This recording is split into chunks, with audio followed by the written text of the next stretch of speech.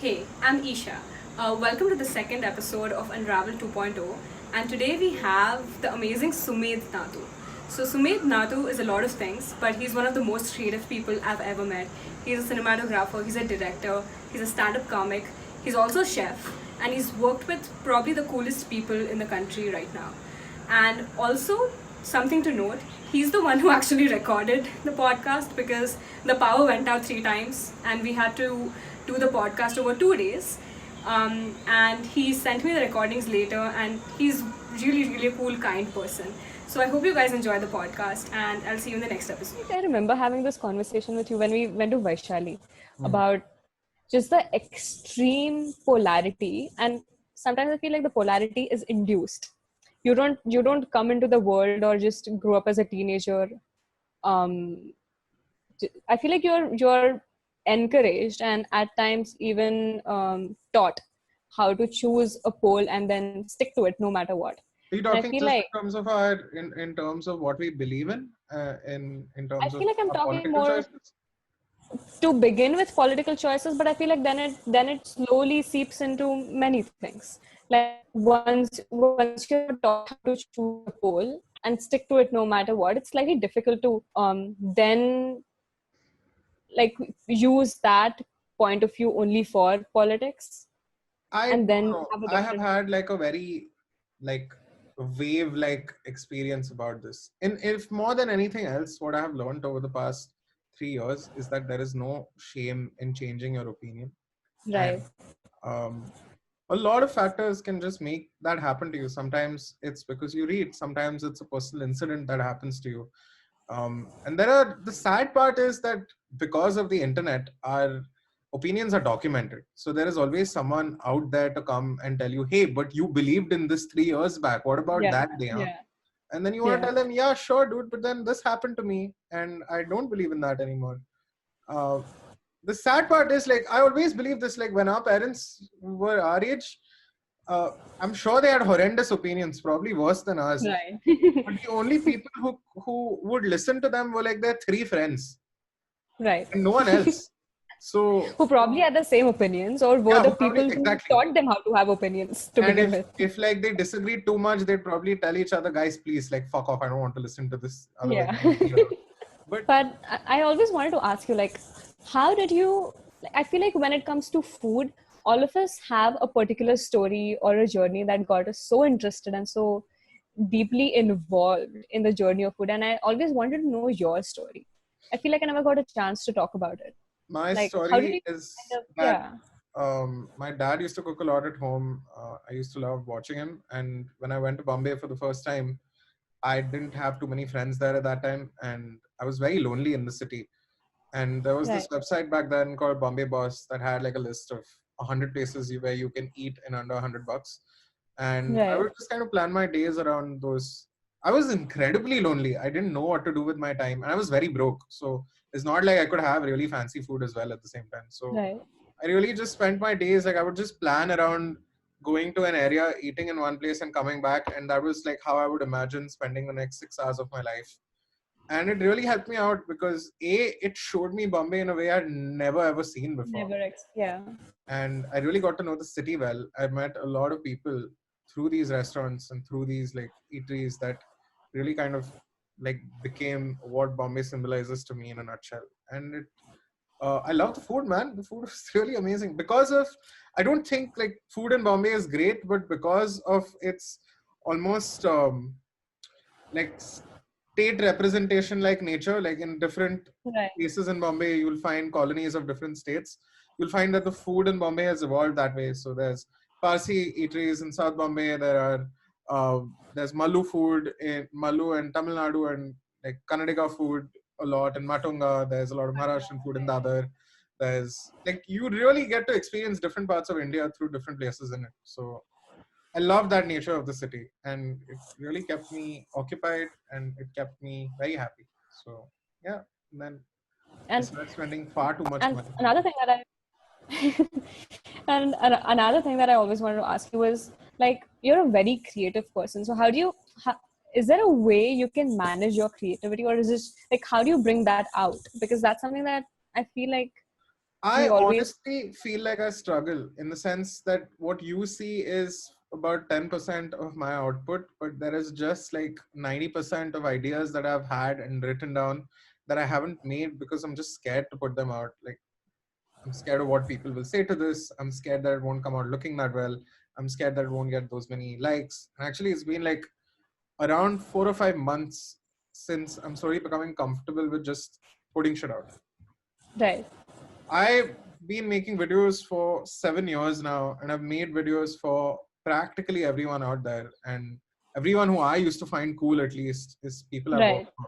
Some of those relationships have ended very terribly, but what I've learned through 7 years of failure is just how not to do things. And I think now I'm finally beginning And I to. feel like sometimes it's slightly hard to accept, right? Like in many a times we go into an experience expecting, okay, this is what I expect to learn out of this, or this is what I will eventually end up learning. But what we maybe walk out learning is, okay, this is what I shouldn't do next time. But Yeah. I 100%.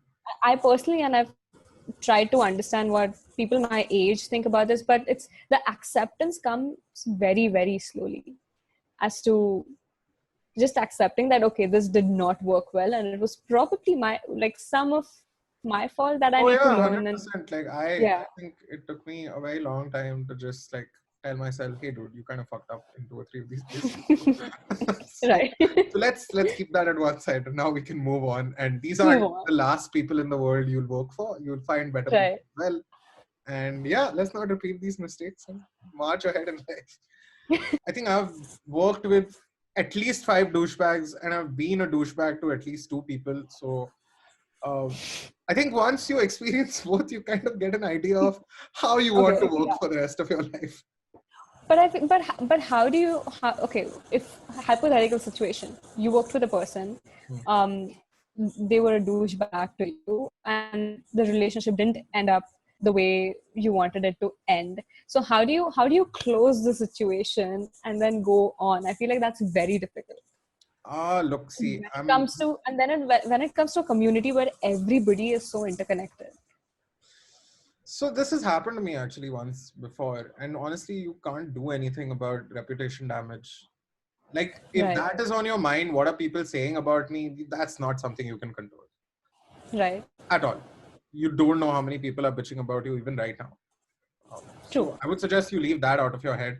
What you can work towards is just kind of rectifying what went wrong in your previous relationship, making it work in the next one, and to approach it with a little more reservation. Like, I think sometimes when you walk in for a job hoping that you will be able to change the way it is through working there. For example, like Right. when I worked at BuzzFeed, I wanted to kind of go in there, make art house cinema, and Right. and like halfway through, I realized that man, this is not the place for it. So you have to tell yourself that you are here to do a job, and the only thing that you can do is do your job really well. And if you don't want to do it, you can always leave. Leave. Yeah. So I think that's kind of like where I'm gravitating towards. Right. I don't have an agenda with these conversations, but it's more of a check-in as to, okay, you're also living a life in a particular way. It's more about how you're going about it, or how is it going on for you. I think just the idea of talking to different people from different demographics is really nice. I think there's always a lot to learn from different people. So I, in fact, love listening to podcasts for that. Is that sometimes some of the best experiences I have are talking to new people and them giving me like some of the Absolutely. most amazing wisdom in the world. And it just makes me like reconsider the past 2 years of my life and be like, fuck, why I didn't think of that shit. And Yeah. it's just really nice. But Sometimes you tell have me, terrible ideas as well, where you go like, I yeah, don't want to be you for sure. yes, But yes. And overall, I'm glad I'm here and I'm yeah, not 100%. But so there I at like your talking age. to new people. I like listening to new ideas. When was the last time you were like, oh my god, like this story is it? Like when was the last time you spoke to a person who literally blew your mind? Like you were like, okay, I'm gonna write this down and I'm gonna use it tomorrow. Mm,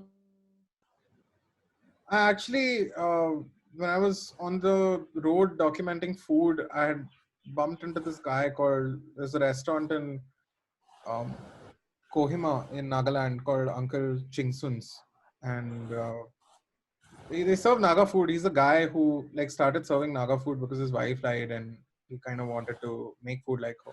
Yeah. And it's like a hole in the wall, and the guy has no hands, and yet he runs an entire restaurant. And I was just looking That at is so like cool. Yeah. his entire operation, and I was like, yeah, this guy's super cool. Like his ideas about food, his ideas about what he wants to do with his cuisine, his ideas about like how he wants to spend the rest of his life is something that I would really. I don't look for larger than life stories. It's the small ones that I really get like, It's absolutely fascinated the by. small ones that I feel like make you reconsider Yeah, because stuff.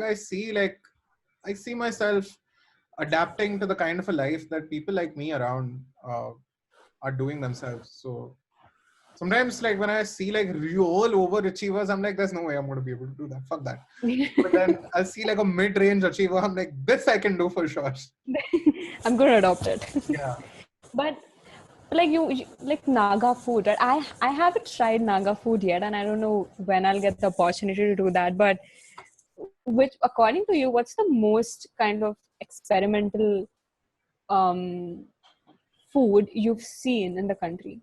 Only Like rich people where? have experimental food. Everyone else, over India, the food that they've been cooking is a victim of their Stick to circumstance. stable. Right. So Yeah. what someone else's idea of what our idea of exotic food is the only availability that other regions have. So Right. when I walked into some of the markets in Kohima or some of the markets in Dimapur, you'll see things that you won't probably eat over here. But I mean, it's what the people over there eat on a day-to-day Are basis, used and to. it's not Right. a fetish for them. It's their normal food. So usually like this, oh my god, what is this person having, is something that people who have like the opportunity to just eat a few things that they are Right. allowed that they can afford, that Right. reaction is usually by people like that. um, Right. Or it's basically looking at experiencing something that you're not used to before, and yeah. that's where the sudden joke reaction comes out from. All right, guys, welcome back to Isha's wonderful podcast. Thank you so Yesterday, I don't know why I'm doing this, but I'm doing this anyway. Yesterday much.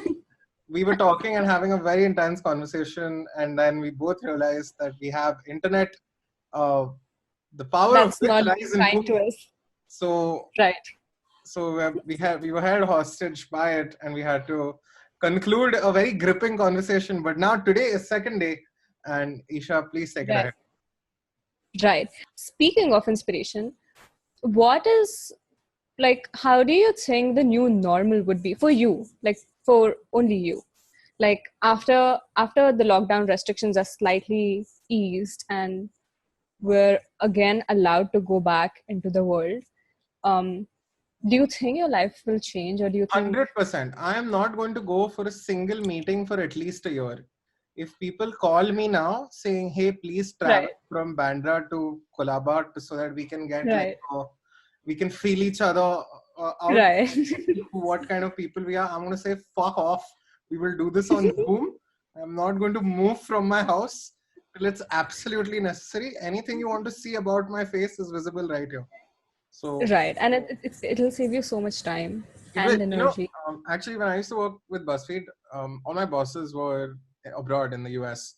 So, Right, like 4 years back, I really got used to this format of like kind of working remotely with a team that was there. And even whenever I had any kind of like problem shooting or problem lighting, like one of their cinematographers or DOPs would just replicate that lighting setup there and just show me like, hey, put this right, light here, put this light here, put this light here. They should be at this intensity, and there should be so much distance. And I just kind of learned how to like work remotely, which is a stark contrast to how India works in general. Because for any small nonsense work, they will you try want to to have meet. a meeting. Yeah, Yeah, and it's not yeah, necessary. Like you can just right. write a brief and see first whether the person wants to do it, and then you have like this really old-fashioned way of working. So I hope that will change after the lockdown. People Yeah, will value each other's time more. but thank you so much for having this conversation, and thank you so much for sharing everything that you shared. Hey man, my This pleasure. was I really think you're cool. doing something pretty cool, and I hope you get more and more people to do this. Yes, thank you.